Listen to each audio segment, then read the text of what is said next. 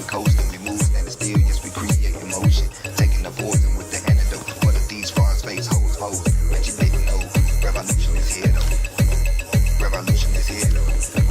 The revolution is here though. It's binary. It's binary. Say my name. Say my damn name. Say my fucking name. We are God. Say your name. Say your damn name. Say your fucking name. Say my name. Say my damn name. Say my fucking name. We are God. Say your name. Say your. Spreading my shell like freezing hell. Don't believe in hell. If the spirit is low energy, don't go to the after show. Shit, how I know? I don't really know. The light show me no abduction, indoctrination with the teacup. Put your weapons up, not the guns and lies. Government take back your lives. Illuminati and secret societies take your life. Keep your head up and live right there. Save your life. Love is the answer. No, it can't be black or white. Don't make song, don't speak. Got to kill Mike. Darkness creeping on them because they can't see the light. Can you hear me? Oh well, I guess I need to put the other headphone in too. Alright, so I can hear myself through my headphones. And I'm speaking into the microphone. I'm speaking into, yeah, you can hear the scratch. So now when I'm speaking into this microphone, and I'm going to unplug, I just turned the volume down off of this microphone. I just unplugged it. I heard the pop. I'm speaking into the karaoke microphone, but because it's going through all these channels, it's clear, you can hear me, but the volume is low, and I can't increase the volume on, oh, I can increase the volume on the output of my box. So now, this is cool. When I plug this microphone back in and cut the volume up, you can hear the increase of my voice before I even bring the other microphone in. And now you can hear the difference in the sound. So, even when it comes to positioning of the mic when you're recording, if you speak into the mic like this, you're going to get this sound. If you speak into the mic like this, you'll get this sound. And it all depends on the way you're facing when you speak into the mic. That will determine on how far you need to be from the mic, how loud you need to be, and then you can adjust your vocal range and your pitch and your tone according to the sound that you're trying to make.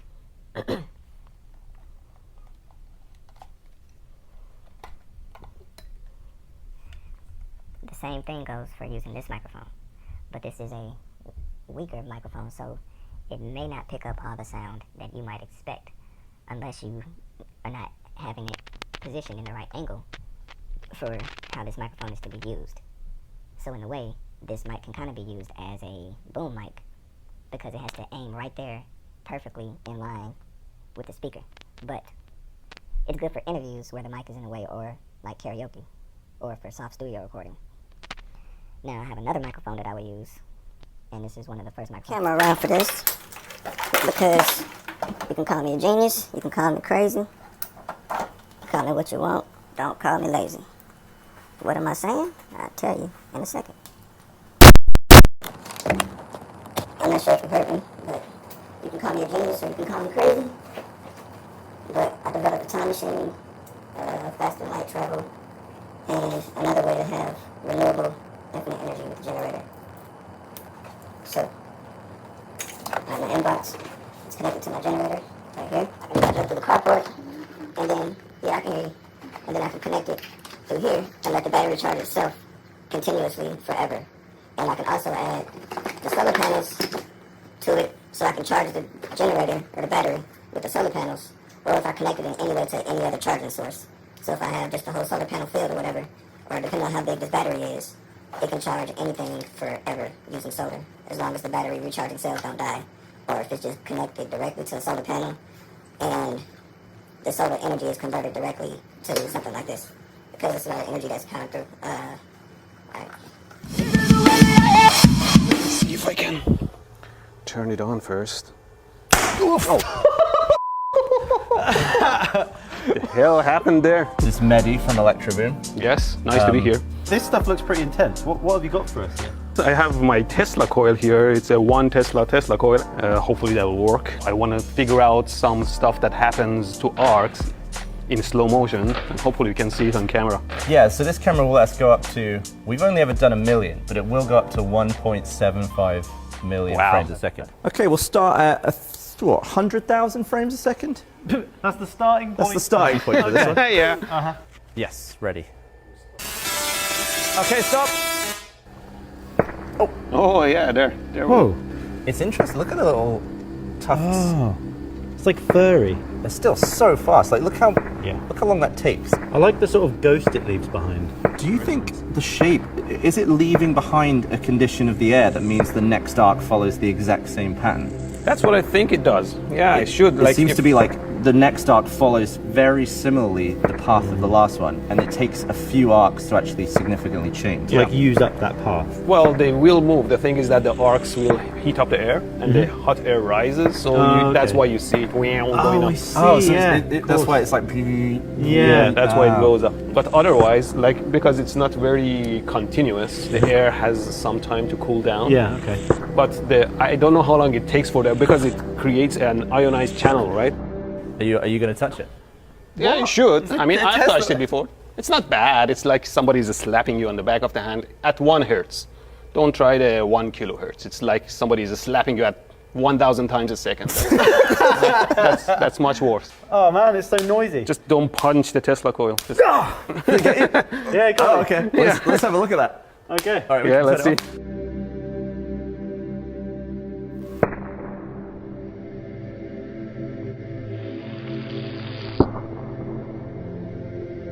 So now what I want you to do is to have a screwdriver and point it to the arc.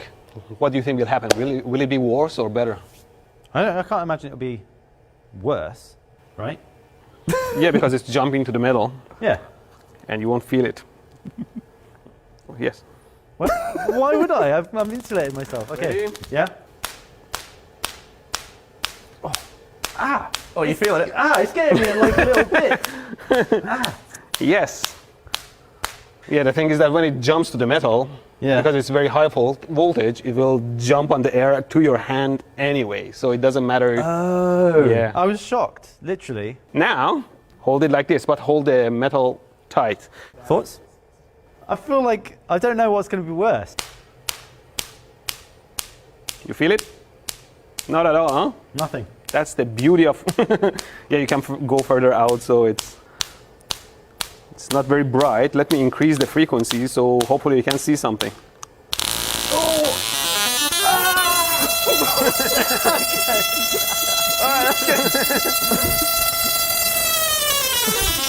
Were you feeling it at all? Oh, there you go.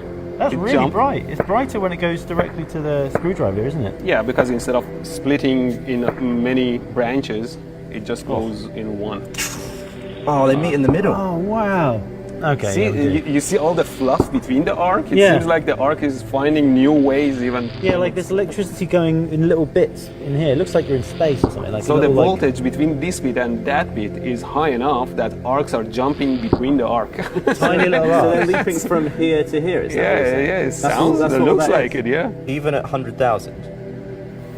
Yeah, it's So done. we Okay. need to go. We need to bump it up to 1 million or something. Yeah. The Tesla coil breaks the air first. It doesn't see you. It doesn't see the screwdriver first. It breaks through air. It makes Yeah. channels through the air.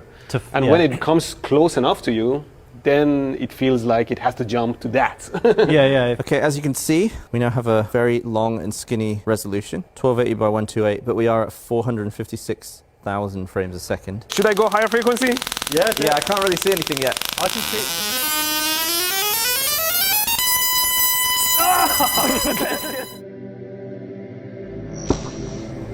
Is it happening multiple times? Oh, it could be. It could be the. Oh, right, there you go. So it might be the fact that it's not exactly double the resonance frequency if we go higher. Yeah, it's definitely blinking on and off after it happens. And then it comes on again. Then back up, then down, then back up, then down. It's obviously like building up charge and then finding a spot to like nail and just releasing all of its energy. This camera is now recording so fast, it's turning every 1 second of real time into about 19 hours of footage.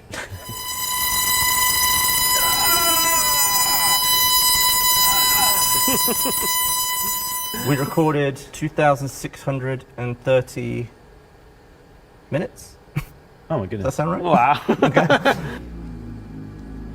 Wow.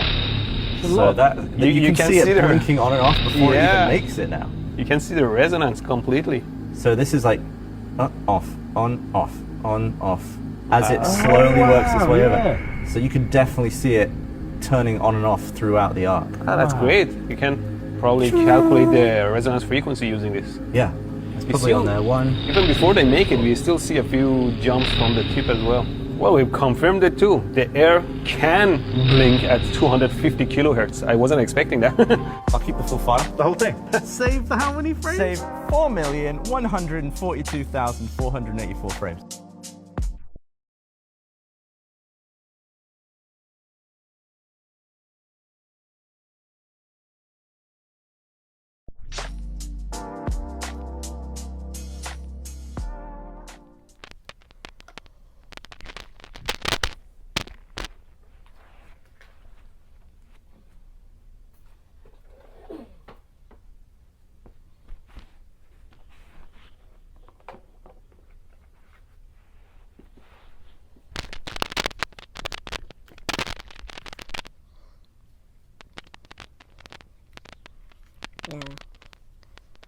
Now I bought this one off of Amazon in 2011, 2010. I bought two of them actually, and I gave one of them to my friend Chris. Okay. So I'm gonna unplug this mic, and now I'm just working on developing a case to set everything up in here, so it can actually be packaged, and then I can start really recreating these and redistributing these along with my other technologies.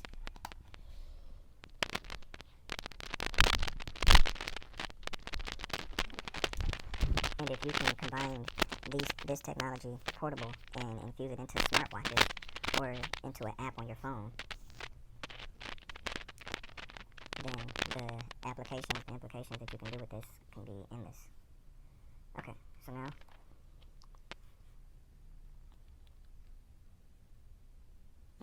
okay, the volume's down. Alright, I also cut off the monitoring.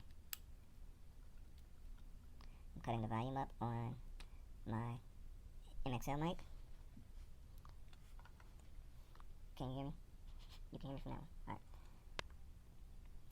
Cut this one off. I cut this one off. There's no sound coming out of this mic. Testing, testing. Testing, testing, 1, 2, 3. Testing. Oh, no. No. Okay. Now the headphones that are connected to the iPad, which are these, they can come close to it. These headphones are actively outputting the signal. So you don't want the output signal to be close to the input signal, because that's a loop back. So the signal's far apart, but you still hear they're close enough to interact, to interfere with each other. So this is the distance. This is the threshold distance. And these are two different sized headphones and with different magnets. And this is at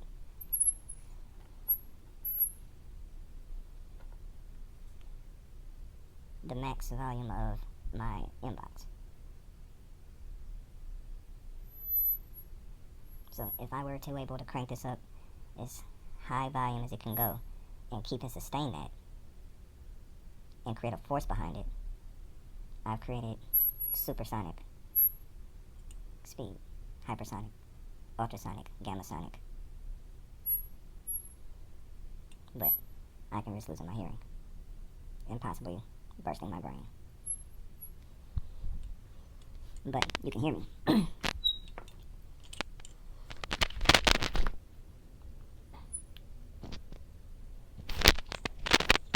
And so, when you're recording and stuff, all you have to do now is, instead of having it plugged up to the, I'm gonna cut this down, having it plugged up to the,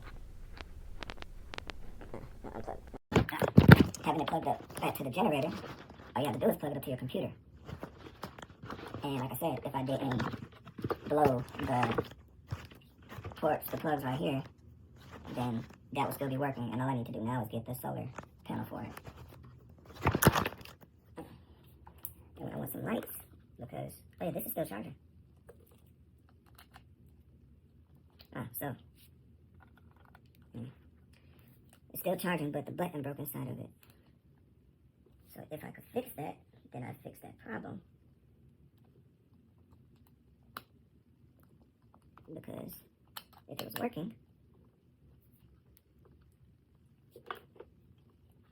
working, then the lights will come on. We're running 10 minutes. I don't have another thing I can charge. Well, I can do this until I fix that. I have the magnifier. Now I just need my USB cord, the USB-C.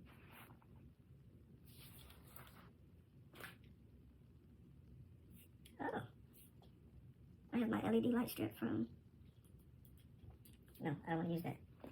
Where is my USB-C? I'm pretty much done after this. Yeah, I see. This is the cord for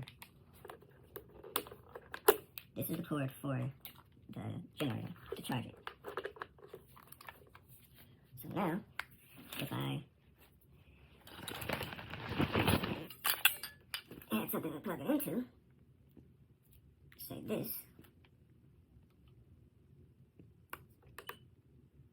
Oh yeah, gotta be careful with that. I could essentially put electricity back into my house.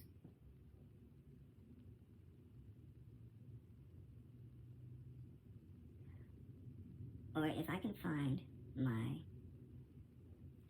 surge protector, which I'm going to, oh, dang, I didn't see it. So, I need to find my surge protector. Because you saw how I was recharging. Hold on, let me start. You saw how I was recharging the generator by itself.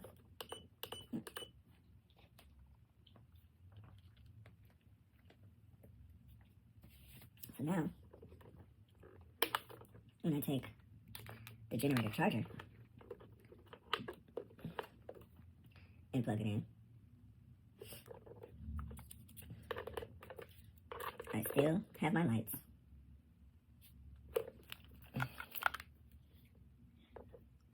I still have a free USB charger to, let's say, charge something that runs off a USB.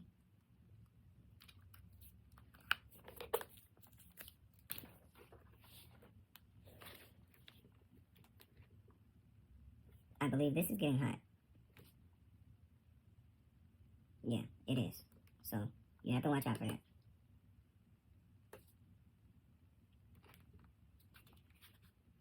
I thought this had a light on it, so I can check it. So, I'm going to look for my surge protector. And I'm going to, I'm going to clean this stuff up first so it can be organized for further demonstrations. Microphones. And you can see how I'm laying it out. Because I don't need any of this stuff really connected anymore.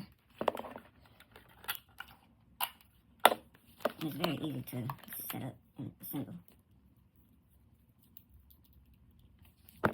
You just have to be conscious and aware that you're dealing with electricity. And you must respect the laws of electricity. This is for the karaoke mic. Keep everything together.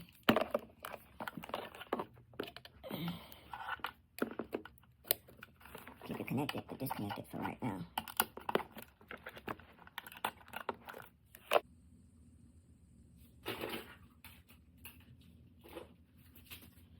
Okay, so I still can't find my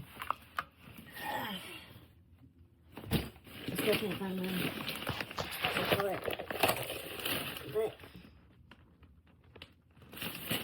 there's one thing to gain another.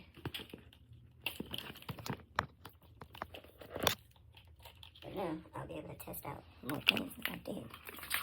But Focus on. Okay, I bought this from Amazon. It's a UV wand. I don't know if it really works, but with this running,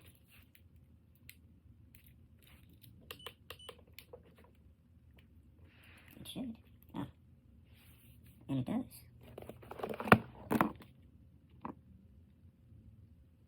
So I have a self-charging. It's currently stable plasma toroid. I have a 15.2 peak-to-peak volt. Okay, I found a lot of fascinating discoveries. So, it's currently stable. It's a currently stable plasma toroid.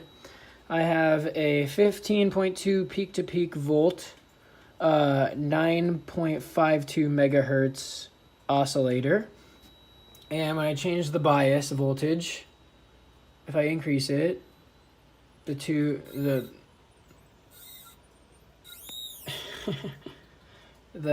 toroid will move around more. Oh, it's screaming. It's mad, man. Oh, whoa. It's oscillating in the megahertz. Whoa. It was changing between...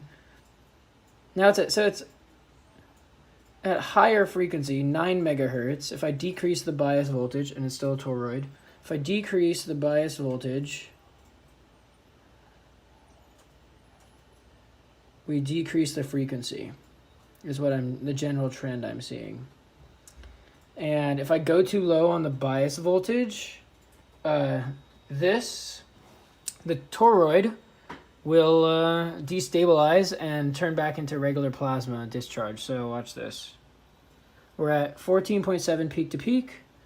Wonder if I can get it all in one shot. I think I can. Let's do this. There we go. Oh, and there we go. It's gone. And I still need my... I still need the Slayer to tickle it into excitement. So turn that guy on, pull him away real quick. And this is my procedure as of now. I turn up the bias pot and watch the potentiometer until I get oscillations. And then I bring the Slayer like this over in a certain fashion near it, and then we get perfect. Oh, sometimes. And then you can, I found if you ground it more, you can get it to turn into a toroid. Sometimes. Oh yeah, there we go. So I'm learning a lot about this. Still super cool how it oscillates back and forth in mine.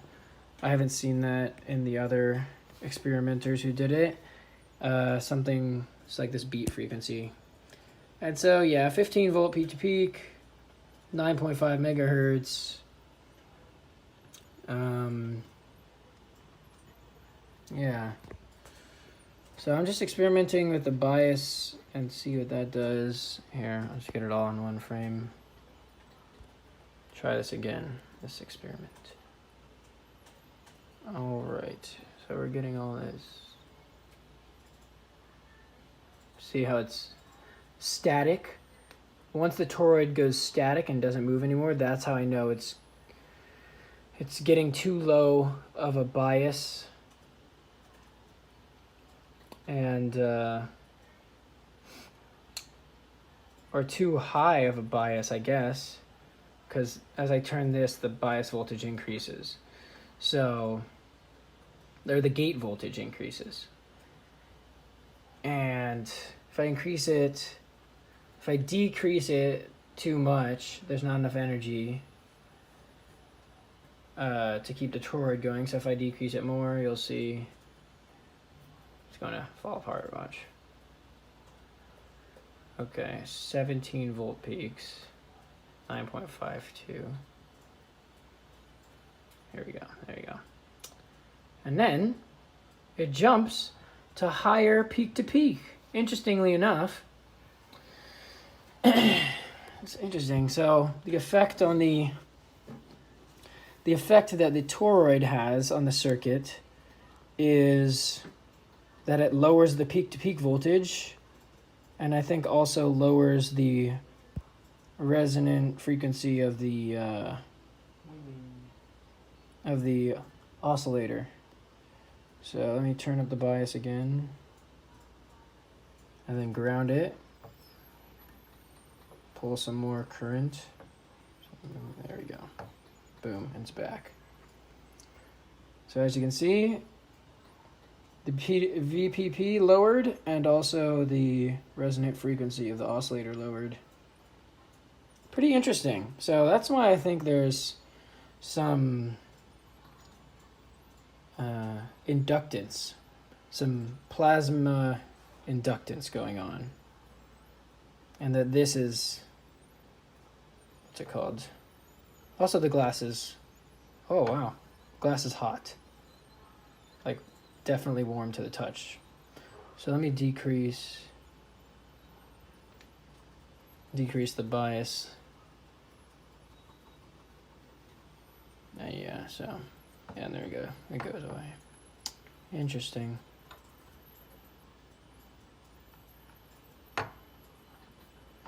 Okay. That's the update.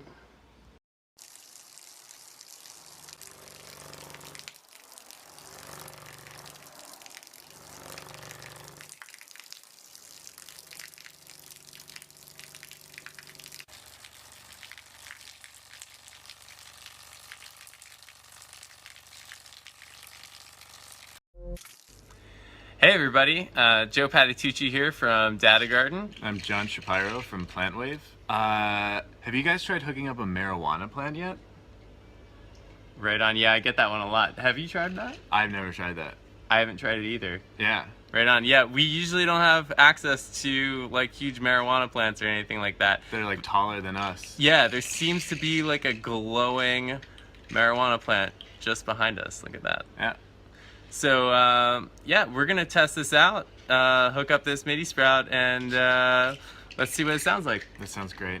All right, I'm gonna use my alligator clips here because these leaves are pretty small and they're delicate. So hook one up there, and then we'll hook one up right here. Now that we're all plugged in, I'll turn my MIDI sprout on, and we're gonna hear some music.